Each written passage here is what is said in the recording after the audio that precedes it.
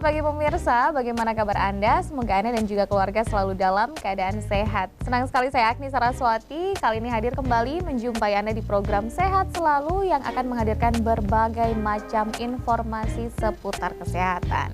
Di mana pada kesempatan kali ini kita akan membahas topik yang menarik, yaitu memperingati Hari Perempuan Cegah Kanker Serviks bersama Dr. Putri Lenggojeni, Dokter Umum UPTD Puskesmas Banjarjo, yaitu mewakili Dinas Kesehatan Pengendalian Penduduk dan Keluarga Berencana Kota Madiun. Nah, pemirsa, kanker serviks adalah salah satu kanker yang menyerang perempuan selain kanker payudara.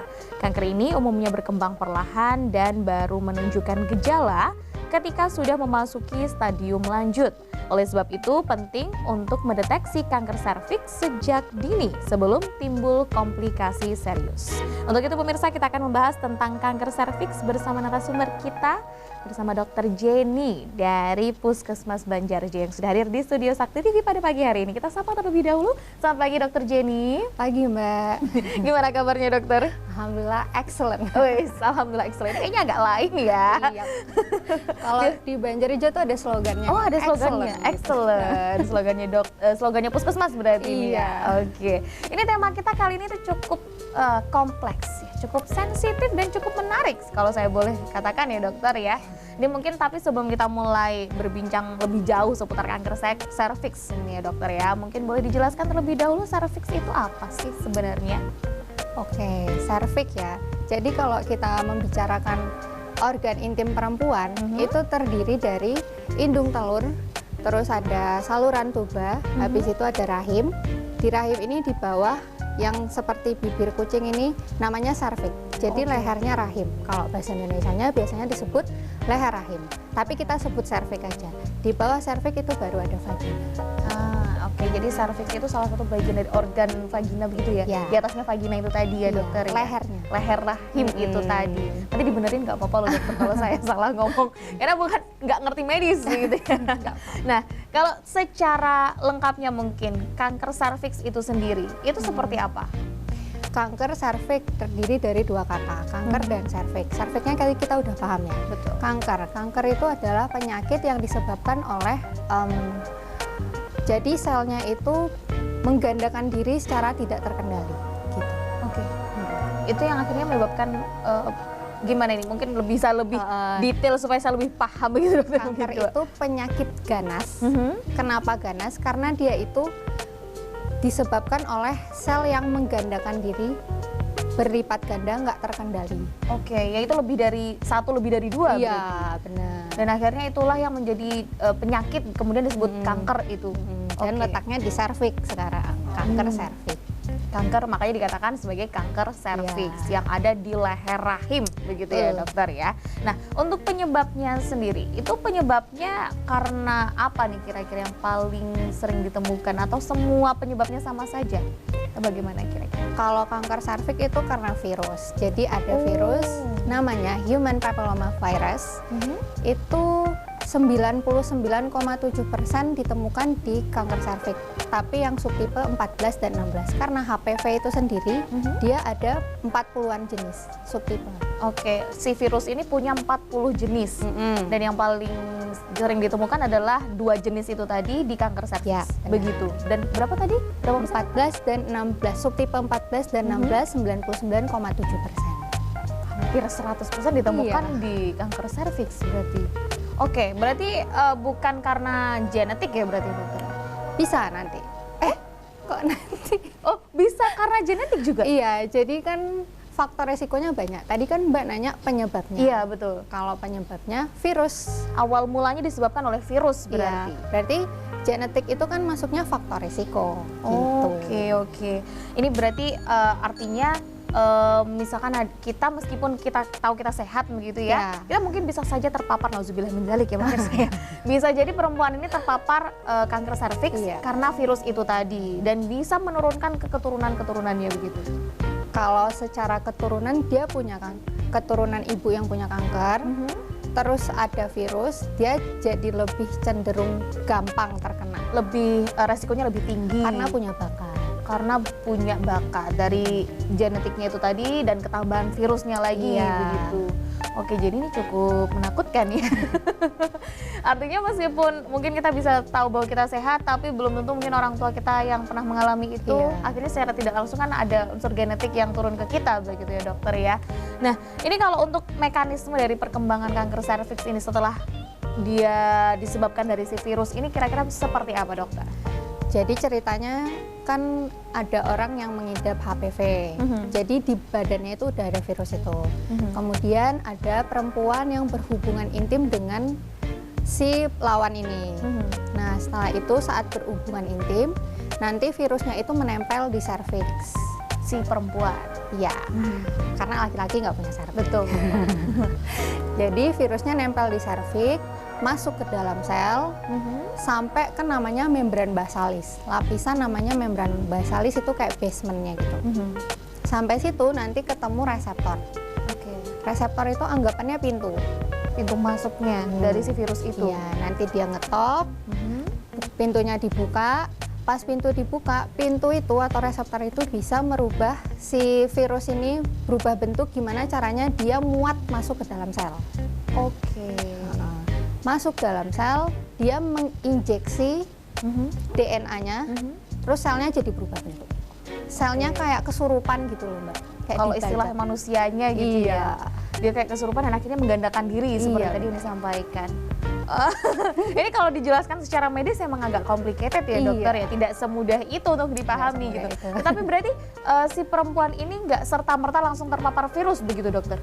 Sudah terpapar tapi belum tentu virusnya itu langsung menimbulkan gejala. Oke, jadi mungkin bisa disimpulkan meskipun sudah terpapar tapi tidak langsung bereaksi begitu ya dokter? Bisa puluhan tahun Mbak muncul gejalanya itu. Oh gitu, jadi nggak misalkan terpaparnya hari ini gitu, itu belum tentu hari ini langsung muncul gejala kanker serviks? Belum tentu, dan kalau udah muncul biasanya udah parah, udah stadium lanjut. Rata-rata seperti itu. Mungkin boleh dijelaskan dokter, untuk stadium dari kanker serviks itu ada berapa tingkatan? Siapakah sama dengan kanker pada umumnya? Jadi kalau kanker serviks itu stadiumnya ada 1, 2, 3, 4. Nah 1, 2, 3, 4 itu dibagi lagi ada A, B, C, D gitu. Tiap kanker stadium 1 dibagi A, B, C, D. Iya, gitu. Jadi 1A1. Oh, gitu. Itu 1B1. Tergantung tingkat keparahan. Tergantung lokasi, tergantung ukuran, tergantung keparahan. Itu lokasi itu maksudnya lokasi kankernya berarti? Iya, karena kalau udah parah nanti dia bisa nyebar, bisa ke vagina, bisa ke liver, bisa ke saluran kemih.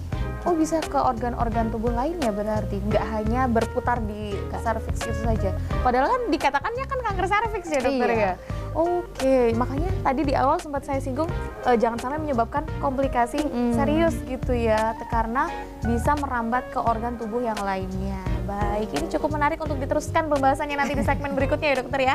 Jadi untuk pemirsa di rumah jangan kemana-mana, tetaplah bersama kami di Sehat Selalu.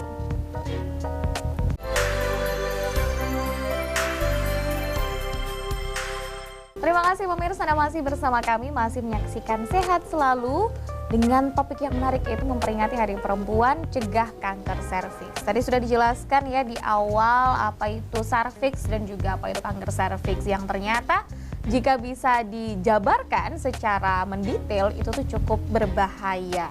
Jadi bisa dikatakan salah satu penyakit ganas ya dok ya? Memang kanker keganasan. Kanker ganas, iya. Itu sudah pasti ya dok ya, mau kanker apa aja pokoknya ganas karena ada kanker itu tadi. Iya. Oke. Kalau cuma benjolan itu namanya tumor aja. Oke, kalau tumor itu berarti lebih jinak daripada kanker, bisa dikatakan seperti itu. Nah, tadi kan dokter sempat bilang juga bahwa dari si kanker serviks ini kan ada berbagai macam stadiumnya begitu ya dokter ya. Ini apakah tingkat keparahan setiap stadium itu beda-beda atau bagaimana? Mungkin boleh dijelaskan dari stadium 1 sampai 4 ini tingkat keparahannya seperti apa? Ya baik, jadi kalau stadium 1 itu biasanya kan dibagi lagi tadi ada 1A, B, C itu biasanya kayak stadium 1A1 itu kurang dari 3 mm, nanti naik lagi kurang dari 8 mm kayak gitu, terus nanti lokasinya nyebar kemana. Nah itu juga mempengaruhi berapa lama sih kita perkirakan pasien ini bisa hidup dengan baik gitu. Oke.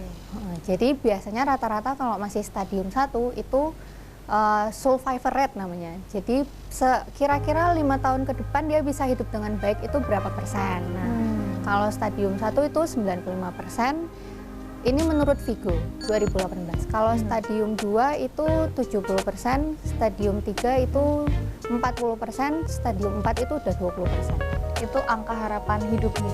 Berarti setiap stadium yang berbeda-beda. Yang stadium 4 tadi berapa persen, dokter? 20%. Karena udah cukup parah ya, dokter ya. Berarti udah nyebar kemana-mana.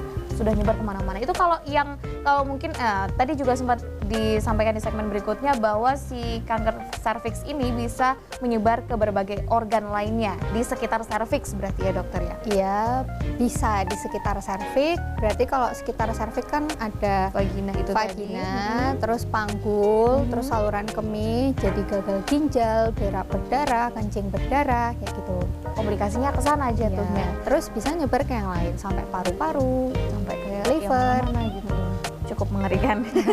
nggak cukup lagi, emang sangat mengerikan. Nah, tapi untuk munculnya dari si komplikasi itu rata-rata di stadium berapa sih dokter yang harus benar-benar diwaspadain gitu? Ya. Apakah di stadium 1 dia juga bakalan bisa menyebabkan komplikasi seperti itu, atau kira-kira mulai dari stadium berapa? Biasanya itu kita takutnya di stadium 3B. 3B. Iya. Itu- Tapi kalau di stadium 2 emang udah harus siap-siap aja gitu.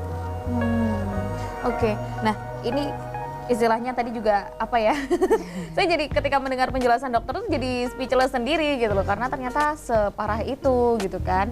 Terus belum lagi juga ada faktor resiko yang lainnya kan dokter ya. Kalau tadi faktor resiko dari genetik itu ada, mungkin ada faktor Ada. resiko yang lain dokter yang bisa dijelaskan secara medis yang mungkin masyarakat juga belum tahu gitu. Oke. Jadi pertama kan perempuan, pasti perempuan ya. Kalau karena dia cuma punya serviks. Betul. Tapi nggak menutup kemungkinan HPV itu menyerang laki-laki. Tapi kan jadinya penyakitnya bukan kanker serviks, penyakit Jadinya apa? lain. Ya kayak kutil kelamin, kutil Oh. tangan gitu. Nah terus yang kedua itu genetik tadi. Punya keturunan ibu, saudara perempuan, kakak yang punya kanker serviks, kanker payudara kayak gitu. Oh, yang penting kanker gitu. Kanker yang berhubungan dengan kewanitaan. Oke. Ada dua itu tadi berarti ya, kanker serviks atau kanker payudara. Selain itu, Terus yang ketiga tuh usia. Kalau secara penelitian itu usia 40 sampai 50 tahun itu banyak ditemukan pengidap kanker serviks. Terus yang keempat itu usia berapa dia memulai hubungan seksual.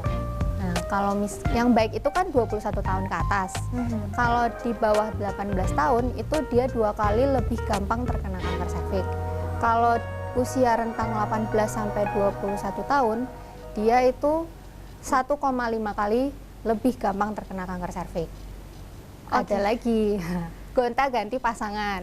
Jadi Ah. kalau pasangannya 2, dia 2 kali lebih gampang terkena kanker serviks. Kalau pasangannya 6, dia 3 kali lebih kali gampang berarti. terkena. Ada lagi orang-orang yang imunnya lemah seperti HIV, AIDS, lupus, asma. Karena orang asma dan lupus itu dia konsumsi steroid jangka panjang. Yang terakhir itu merokok atau terpapar asap rokok. Karena rokok itu kan zatnya karsinogenik. Karsinogenik itu artinya zat yang gampang mengundang atau menimbulkan kanker. Nah, jadi rokok itu nanti membantu si HPV ini gitu. mendukung istilahnya ya. Oke, kalau dijelaskan ternyata banyak sekali ya dokter ya faktor resiko dari si kanker serviks ini gitu loh. Jika nggak hanya perempuan, laki-laki pun bisa, tetapi mungkin tidak separah perempuan begitu dokter. Karena tadi kan dokter katakan bahwa itu bisa jadi kutil ya dokter ya. Karena di mindset saya kutil itu masih cukup ringan, tapi apakah di medis ini kutil ini cukup kategori sakit yang berbahaya atau bagaimana dokter? Ya tergantung kutilnya di mana. Oh gitu, masih ada beberapa kategori lagi begitu ya. Kalau ke perempuan makanya harus hati-hati. Ini tapi yang jadi catatan saya adalah ketika tadi dokter sampaikan di bawah usia rentan 18 tahun ke bawah ya dokter ya, 2 kali beresiko. 18 ke 21, 1,5 kali beresiko. Iya, kurang lebih. Gonta-ganti pasangan berkali-kali beresiko. Iya. Ini memang artinya nggak cuman meskipun memang ditemukan rata-rata usia 40 sampai 50 tahun ya tadi ya dokter ya. Tapi usia-usia remaja ini harus diwaspadain. Karena tadi kan dokter juga sampaikan bahwa gejalanya muncul setelah bisa jadi puluhan tahun kan dokter ya. Bisa jadi usia-usia tersebut mungkin terpapar virusnya di usia 20-an kayak gitu-gitu ya dokter benar, ya. kayak gitu benar. Jadi dia terpapar dulu pas muda, nanti pas tua baru ada gitu. Iya, baru tahu akhirnya. Nah, itu kenapa pemirsa ya, aduh ini jadi kayaknya harus disentil nih anak-anak putri zaman sekarang mesti aware dengan dirinya sendiri ya dokter ya. Cuman ini yang paling harus bikin tambah aware nih mungkin dokter ya, itu gejalanya. Nah, kira-kira mungkin bisa dijelaskan dokter, gejala apa sih yang paling muncul pertama kali mungkin ketika kita tahu bahwa kita tuh kena kanker serviks? Jadi di stadium 1 itu kan biasanya belum ada gejalanya. Nah, kalau udah parah nanti gejalanya itu keputihan tidak berhenti. Oke, keputihan yang cukup ekstrim berarti. Keputihan, bau, warna keruh, baunya busuk sampai orang bisa nyium bisa. Oh, oke. Itu sampai seperti itu salah satu gejalanya. Terus perdarahan setelah dia bersenggama atau perdarahan di luar menstruasi itu bisa. Terus kalau udah yang komplikasi tadi itu yang nyeri panggul, sulit berkemih, kemih warna merah. Oh gitu. Itu salah satu gejala-gejala yang mungkin kasat mata ya dokter, bisa dilihat gitu dengan kita bisa ngerasain gitu. Nah ini sebentar, dari stadium 2 itu bisa muncul gejala yang paling umum adalah keputihan berarti dokter ya? Stadium lanjut, kalau stadium awal itu sebut aja stadium 1, kalau lanjut itu semuanya. Oh, oke. Stadium lanjut dimulai dengan salah satunya keputihan yang ekstrim. Itu terjadi pada wanita tentu saja, dan itu, nah ini ketika kita mengalami keputihan ekstrim ini kira-kira berlangsung berapa lama dokter? Keputihannya itu nggak berhenti-berhenti, jadi kita udah coba berhentiin. Awalnya mungkin kita kira mungkin lagi ovulasi, kan ada kan masa-masa di mana kita keputihan, terus kok nggak berhenti, kok makin bau, terus berobat, kok nggak berhenti. Nah itu kita harus ke obgyn kayak gitu. Oke, berarti mungkin di awal periksanya mungkin nggak ke dokter obgyn gitu ya, jadi tidak diketahui secara mendetail ini disebabkan karena apa begitu. Mungkin dia baca internet sendiri terus beli antibiotik sendiri, terus kok nggak berhenti gitu. Oh, ini sebenarnya kalau dari segi gejala lumayan mudah mudah diidentifikasi berarti ya dokter ya? Mudah, tapi kan udah terlambat. Itu kategori gejala-gejala itu sudah sangat terlambat berarti ya, karena gejala stadium 1 nggak ada gejalanya pemirsa. Terus gimana terusan mendeteksinya dokter ya? Caranya adalah screening. Nah ini akan kita bahas di segmen berikutnya pemirsa ya, tentang screening kanker serviks. Ini menarik berarti dokter ya. Jadi untuk pemirsa yang di rumah jangan kemana-mana, tetaplah bersama kami di Sehat Selalu.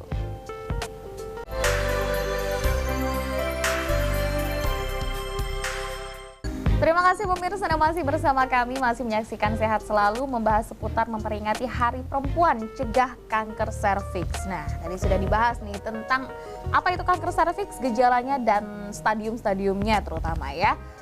Dan yang paling penting adalah faktor resikonya. Tadi sudah dokter jelaskan, dan sekarang saya ingin membahas yang terakhir tadi kita mention, yaitu screening kanker serviks. Betul begitu dokter? Betul. Nah, screening kanker serviks ini mungkin bisa membantu untuk mendeteksi stadium awal itu tadi dokter ya. Boleh dijelaskan itu screeningnya seperti apa dokter, prosedurnya? Jadi namanya screening, itu mendeteksi awal, bukan mendiagnosis tapi mendeteksi awal, mendeteksi dini. Nah, caranya itu ada 2. Kalau secara guideline Amerika itu mereka itu di sana dari umur 21-an itu udah harus cek tiap 3 tahun. Screening kanker serviks gitu tadi. Secara usianya. Tapi kalau kita kan orang timur, di mana di sini ya budaya seks bebas itu masih tabu dan kurang kan. Jadi tidak seperti orang-orang barat begitu ya dokter ya. Jadi kalau di Indonesia itu di usia 25 tahun atau 3 tahun setelah berhubungan seksual itu idealnya cek screening serviks tadi. Oh, 3 tahun setelah berhubungan seksual. Harus cek screening istilahnya. Screeningnya itu ada di puskesmas. Oh, semua puskesmas ada dok? Ada. Saya kan pernah juga tuh di Jawa Tengah, juga ada screeningnya. Itu program pemerintah gitu. Jadi semua fasilitas kesehatan puskesmas, tingkat puskesmas itu ada untuk screening kanker serviksnya. Itu untuk screening yang pertama berarti dokter? Iya, jadi ada namanya pemeriksaan IVA. Nanti kan pasien itu kalau mau periksa, kalau di Banjarjo itu ada tiap hari Jumat. Nanti datang aja ke pendaftaran bilang mau periksa IVA. Terus nanti diarahkan ke poli KIA, kandungan ibu dan anak. Nah, nanti di KIA dicek dulu syaratnya apa, sudah memenuhi kayak usia tadi atau dia lagi mens atau enggak. Intinya dia lagi keadaan bisa diperiksa apa tidak gitu. Oh, iya. Kalau misalnya sudah ya nih sesuai dengan syarat bisa diperiksa, nanti diperiksa ibunya buka celana, nanti dilihat bagian serviknya diolesin semacam cairan. Nah, nanti ditunggu kalau ada perubahan warna dan warnanya itu mengarah ke arah abnormal, belum bisa dibilang prakanker tapi abnormal. Kalau IVA abnormal, nah itu nanti dirujuk buat pap smear. Oke, itu salah satu penanganannya dulu mungkin ya dari si screening itu tadi, tindak lanjut setelah screening begitu ya dok? Kan screening di puskesmas namanya IVA, itu cuma 60% akurasinya, makanya butuh pap smear ke Opjin untuk memastikan. Kira-kira bisa berapa persen itu dokter? Kalau pap smear itu 70%. Nanti kalau misalnya dari pap smear positif lagi, dari pap smear ditegakkan dengan koloskopi namanya. Dari koloskopi kalau positif dipastikan lagi dengan biopsi. Kalau biopsi udah positif. Oh iya nih terlihat selnya jenisnya ini, oh ya udah kanker serviks. Oh, baru bisa ditentukan kanker serviks atau bukan gitu. Nah, tapi itu tadi kan ada beberapa tahapan ya dokter ya. Jika di salah satu tahapan mungkin tadi sebelum biopsi tadi apa dokter? Koloskopi. Nah, jika pada saat itu ternyata tidak positif, itu bagaimana kemudian identifikasinya? Kalau itu nanti pertimbangan dokter Opjinnya lagi. Oh, tergantung. Kan, ya nggak cuma ngeliat itu tapi ngeliat klinisnya juga gitu. Ada banyak faktor. Jam terbang. Ada banyak faktor dan tergantung dokternya pokoknya gimana nih, tergantung juga dari pasiennya begitu ya dokter ya. Cuman ini mungkin boleh saya garis merah dulu nih, ternyata screening ini bisa dilakukan di setiap puskesmas dan itu ada aturan usianya. Tapi seperti tadi juga dokter sampaikan bahwa budaya barat dan dengan budaya timur itu kan agak sedikit berbeda ya dokter ya. Cuman seiring berkembangnya zaman, saya kok agak nggak yakin ya gitu. Ini apakah boleh melakukan screening itu di bawah usia 25 tahun sesuai aturan pemerintah itu tadi? Kan di sini juga saya sering ketemu pasien yang usia SD udah menikah gitu. Hah? Iya dokter? Emang ada dokter? Ya, ada pasien saya tuh ada yang masih usia SD tapi udah nikah. Nah itu kan berarti poinnya adalah 3 tahun setelah dia berhubungan seksual dia udah periksa. Pokoknya bukan kembali ke usia lagi, tapi kembali ke poin yang jika sudah 3 tahun berhubungan itu bisa langsung diperiksa. Oke. Ini saya agak sedikit kaget sih sebenarnya dokter ya. Saya pikir saya lihat berita yang banyak anak-anak kecil menikah itu tidak nyata. Ternyata ada buktinya di dokter gitu ya. Masih speechless soalnya dokter.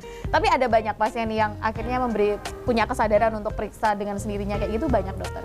Kadang itu di puskesmas juga ada eventnya gitu loh. Jadi pasiennya malah diajakin juga. Oke, jadi dari pihak puskesmas pun aktif begitu ya untuk ayo kita sama-sama memenangi kanker serviks ini sendiri. Nah, ini kan tadi untuk gejala-gejalanya tadi sudah dokter sampaikan nih. Itu juga termasuk tanda-tanda awal munculnya kanker serviks berarti ya dokter ya? Iya, tadi kan di awal nggak ada tanda. Iya, itu sama atau enggak sih? Sama aja? Maksudnya kalau di awal itu karena dia tadi virusnya masuk ke basement, jadi badan kita itu terlambat menyadari kalau ada virus. Makanya nggak ada gejala. Dan dia juga mengeluarkan protein namanya protein E7 dan E6. Itu dia semacam bisa mengelabui tubuh kita gitu. Ih, pinter banget ya ampun. Pinter dan membahayakan makanya harus deteksi dini. Makanya harus deteksi dini. Salah satu pencegahannya berarti lewat deteksi dini itu? Iya. Nggak ada cara lain?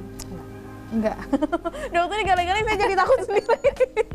Nah, ini jika ada muncul tanda-tanda seperti itu, mungkin salah satu dari yang sudah disebutkan oleh dokter tadi, apa yang harus pertama kali dilakukan oleh pemirsa ini dokter? Berarti kalau udah ada gejala kan udah stadium lanjut, langsung ke dokter. Harus langsung ke dokter Opjin berarti dokter? Ke puskesmas dulu bisa kalau ada BPJS. Nanti kan nggak semua keputihan itu kanker serviks, ada keputihan yang lain juga. Ada beberapa faktor, jadi bisa dilakukan pemeriksaan di puskesmas terlebih dahulu. Nggak harus ke dokter Opjin atau ke rumah sakit berarti ya dokter ya. Nah ini karena ya gimana ya dokter, saya jadi agak takut loh terusan ngobrol sama dokter. Semakin saya tahu semakin bikin ngeri gitu loh. Nah ini kalau ini di luar dari tema sedikit dokter, sejauh dokter bekerja sebagai dokter begitu ya, sudah seberapa banyak sering menemukan kasus dari kanker serviks sendiri? Jadi kalau secara pengalaman saya itu banyaknya ketemu pasien kanker payudara. Nah, kalau secara teori itu menurut WHO 2018 di dunia pasien kanker serviks itu 570 ribuan. Oh, banyak sekali. Tapi seluruh dunia. Seluruh dunia. Nah, dunia itu ada negara berkembang dan negara maju. Betul. Kita kan berkembang. Dan di negara berkembang kanker serviks itu juara 3. Nah, kalau di Indonesia itu juara 2 setelah kanker payudara dengan jumlah 20 ribuan. Itu dalam akumulasi 5 tahun tadi ya dokter? Betul begitu? Di tahun 2018. Di tahun 2018, data terakhir di 2018. Iya. Sekitar 20 ribuan seluruh Indonesia. Iya. Kalau di Jawa Timur sendiri, menurut Dinas Kesehatan Jawa Timur, itu tahun 2019 ada 13 ribuan orang. 13 ribuan itu menyumbang kanker serviks itu berarti. Bukan cukup ya, tapi sangat-sangat tinggi itu angkanya dokter ya. Mungkin faktor minimnya pengetahuan begitu nggak sih dokter yang bisa menambah angkanya bisa sebanyak itu? Kayaknya masyarakat kita juga belum aware. Belum banyak aware. Belum banyak aware sama penyakit kelamin begitu ya dokter ya. Semakin saya tahu, semakin saya creepy, saya semakin takut jadinya ya. Mungkin akan lebih detail lagi akan dibahas di segmen berikutnya dokter ya. Dan untuk pemirsa di rumah jangan kemana-mana, tetaplah bersama kami di Sehat Selalu.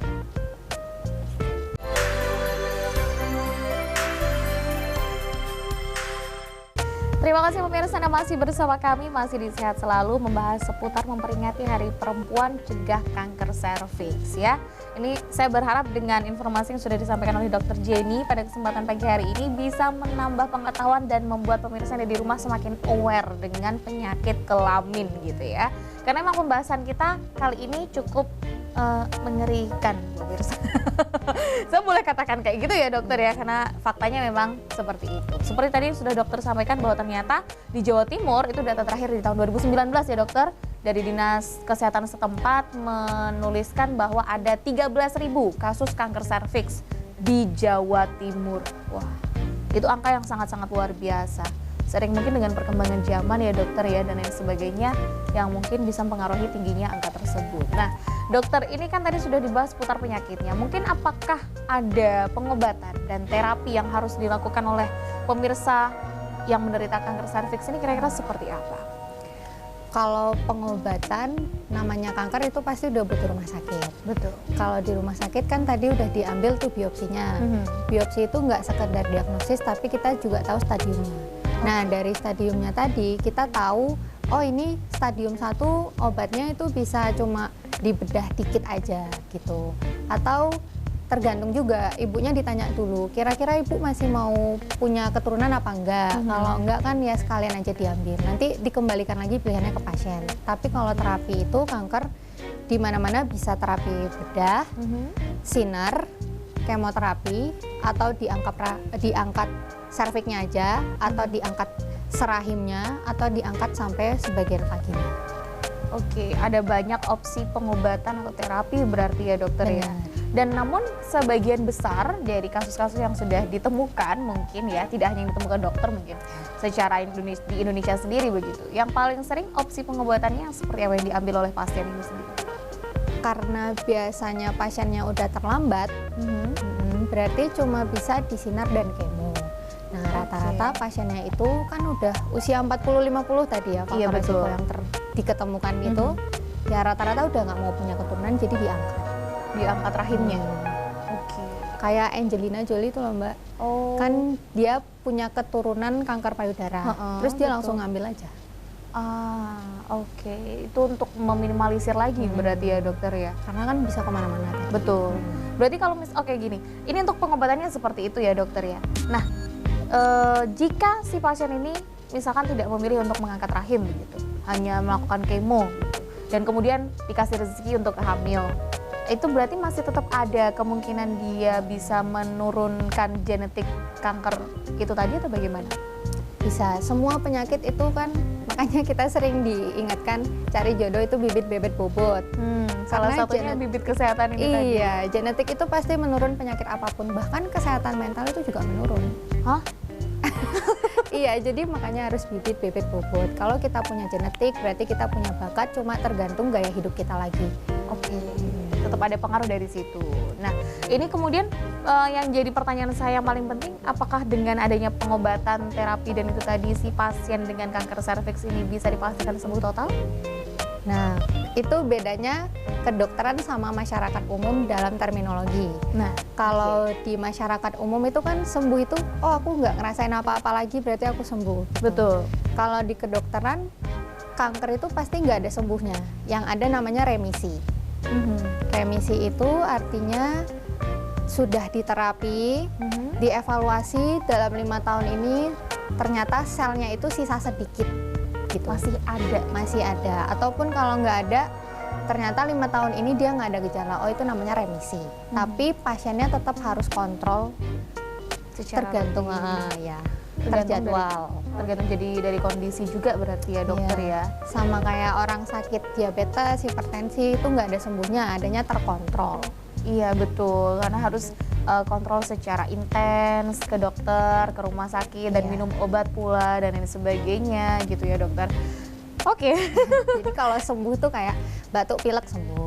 Gitu. Karena kumannya emang nggak ada lagi. Gitu. Emang kumannya nggak ada lagi, tapi karena ini kita berhubungan dengan virus begitu berhubungan ya. dengan kanker, jadi nggak ada yang namanya sembuh, adanya remisi. Adanya remisi di kondisi yang mungkin masih bisa dikatakan tidak kambuh lah mungkin begitu ya dokter ya.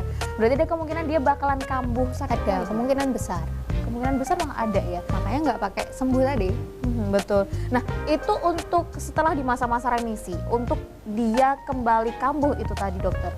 Kira-kira kambuhnya ini apakah kemungkinan kanker serviksnya ini lebih rendah dari stadium yang pernah dialami atau bisa lebih tinggi begitu atau bagaimana kira-kira? Bervariasi sih Mbak.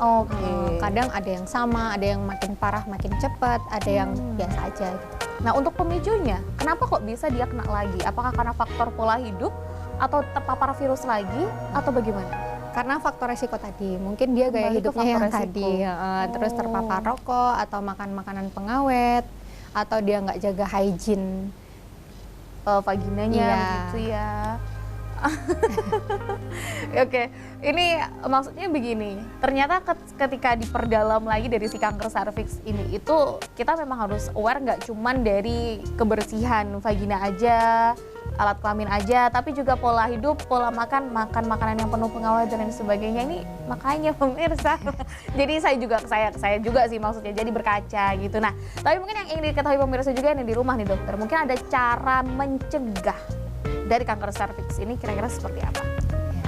Kalau mencegah tadi awalnya kita rutin screening kalau udah menikah, nama itu. Kedua kita jaga hidup sehat, ya pada umumnya aja olahraga 3 kali seminggu minimal setengah jam. Ya pada umumnya kayak jangan makan, ya jaga kesehatan imun karena tadi faktor resikonya salah satunya imun adalah rendah. Orang dengan imun rendah.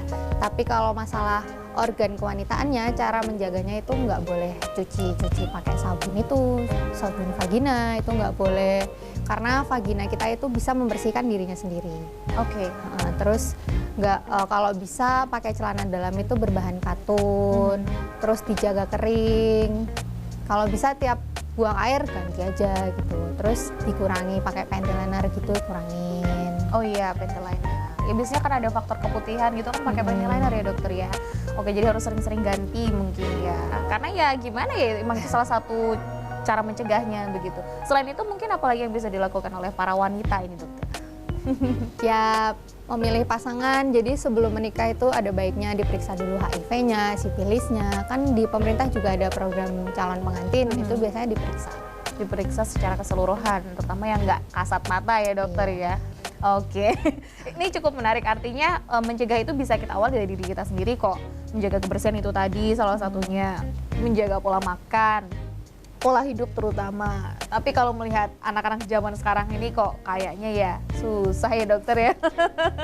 Dokter kan pasti melihat sekitar juga ngelihatnya kayak gitu kan dokter ya. Maksudnya makanan anak-anak zaman sekarang kan ya yang pedes-pedes, yang banyak pengawetnya. Itu kalau menurut dokter sendiri apakah itu bisa jadi pemicu dari munculnya kanker serviks atau bagaimana?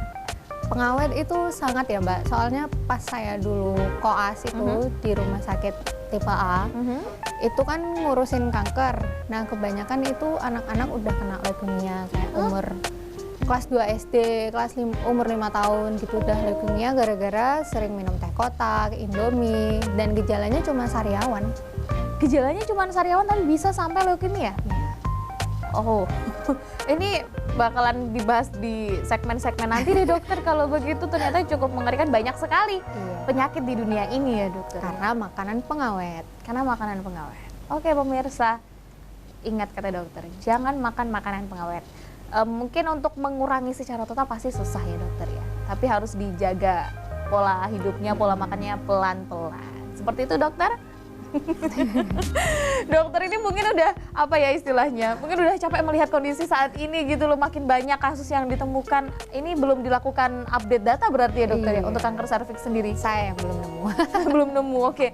Nanti semoga segera ditemukan jadi kita bisa update datanya lagi untuk di tahun yang beberapa waktu lagi nanti itu berapa banyak kira-kira ditemukan si kanker serviks ini ya. Oke, jadi untuk pemirsa yang di rumah jangan kemana-mana, kita akan lanjutkan nanti di segmen terakhir perbincangan kita seputar memperingati Hari Perempuan, cegah kanker serviks. Tetaplah bersama kami di Sehat Selalu.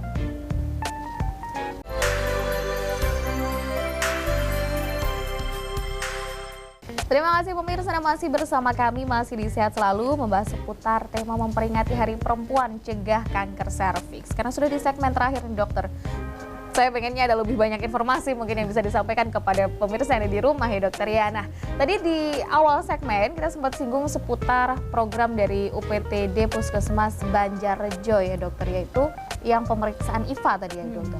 Yang dibuka hanya setiap hari Jumat berarti?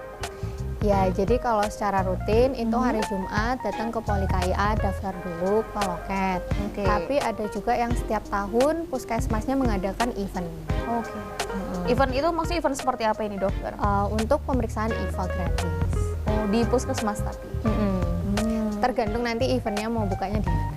Oh gitu, cuma nanti misalkan bekerja samanya dengan Puskesmas Banjarrejo nanti akan difasilitasi pemeriksaan IVA gratis.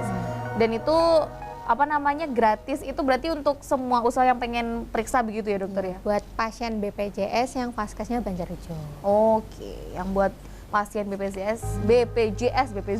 kan yang Vaskesnya Banjarrejo. Nah, untuk program-program lainnya nih mungkin dokter yang dilakukan oleh Puskesmas Banjarrejo sendiri untuk mencegah kanker serviks di Kota Madiun kira-kira seperti apa? Jadi dari pemerintah itu ada program namanya BIAS. Jadi nakesnya itu datang ke sekolah untuk nyuntik imunisasi anak-anak. Nah, salah satunya itu ada vaksin HPV, Human Papilloma Virus tadi, buat kanker serviks. Nah, itu biasanya didatangi, nakesnya mendatangi sekolah, terus menyuntikkan anak kelas 5 SD. Karena vaksinnya itu buat anak 9 sampai 13 tahun. Usia 9 sampai 13 tahun. Nah, vaksin atau program pemerintah ini tuh berlangsungnya dari kapan ya dokter ya? Karena saya baru dengar soalnya gitu. Kayaknya waktu saya SD belum ada gitu loh. Hafal nggak dokter kira-kira?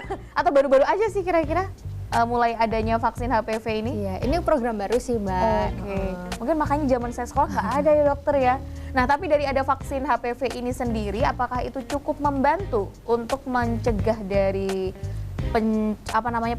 pemaparan dari si kanker si virus HPV ini sendiri? Ya, di mana-mana vaksin apapun itu pasti membantu ya. Entah itu dia jadi nggak terpapar sama sekali, atau kalaupun terpapar virusnya bisa langsung enyah gitu, atau kalaupun terpapar nggak terlalu parah gitu. Hasilnya. Jadi masih sangat membantu begitu. Respon dari wali murid sendiri mungkin ketika tahu ini adalah virus HPV pasti dijelaskan vaksin HPV ini kan pasti dijelaskan dulu ya dokter ya. Respon dari wali murid atau mungkin guru-guru sendiri kira-kira seperti apa dokter? Wah, alhamdulillahnya kalau di Madiun itu antusias ya kalau masalah kesehatan. Malah anak-anak yang lagi sakit atau lagi berhalangan lagi lomba gitu, pas kita lagi ke sekolahnya itu datang ke puskesmas lagi buat vaksin. Itu tadi. Dan itu gratis. Gratis. Hanya untuk usia 9 sampai 13 tahun tapi ya dokter programnya untuk kelas 5 SD. Berarti untuk usia SMA begitu nggak ada dokter ya? Sementara ini programnya baru untuk kelas 5 SD. Semoga ada untuk di usia-usia lanjut ya dokter ya. Karena memang saya rasa ketika vaksin itu akan sangat bermanfaat untuk mencegah ya pasti sangat dibutuhkan oleh masyarakat juga gitu kan. Cuman nah ini kalau vaksin ini apakah ada pengulangan begitu atau cukup sekali seumur hidup untuk vaksin HPV-nya sendiri? Jadi pengulangannya itu 3 kali. Kan disuntik nih.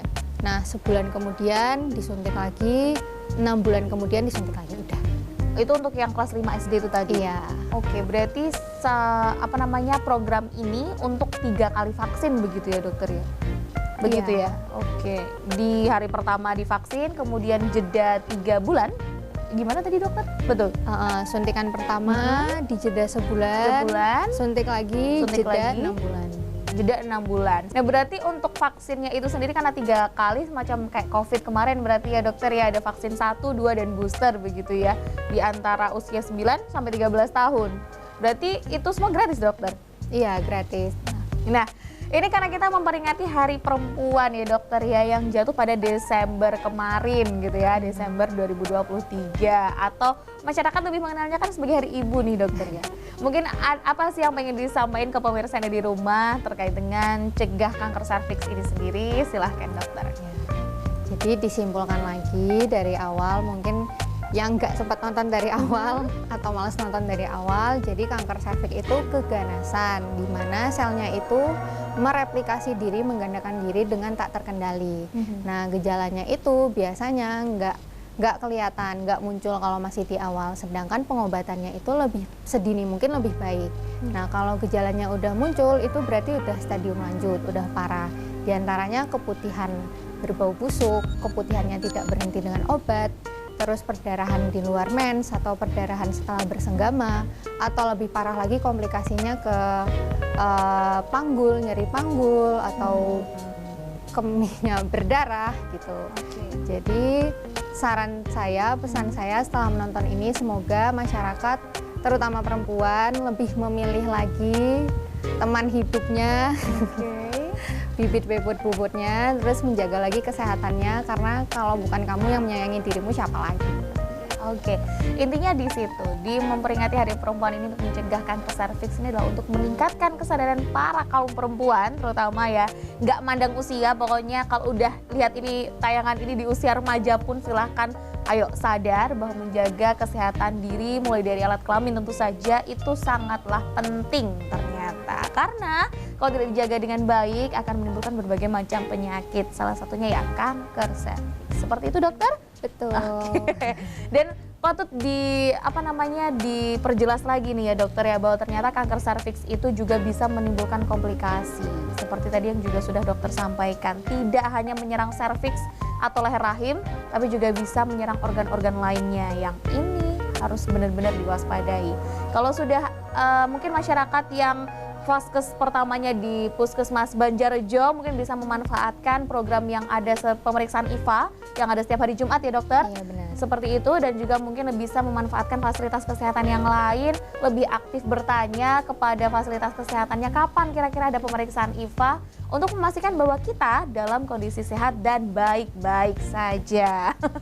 Oke, terima kasih kalau begitu dokter Jenny sudah hadir di studio Sakti TV, sudah sharing kepada pemirsa yang ada di rumah, terutama ya kaum perempuan ini ya, kaum perempuan, meskipun si kanker serviks ini atau si virus HPV ini juga tidak menutup kemungkinan untuk mengena ke kaum laki-laki ya dokter ya. Namanya perempuan dari kata empu yang punya badan, yang menjaga badan. Betul. Oke, terima kasih sekali lagi dokter. Titip salam untuk teman-teman tenaga kesehatan di Puskesmas ya.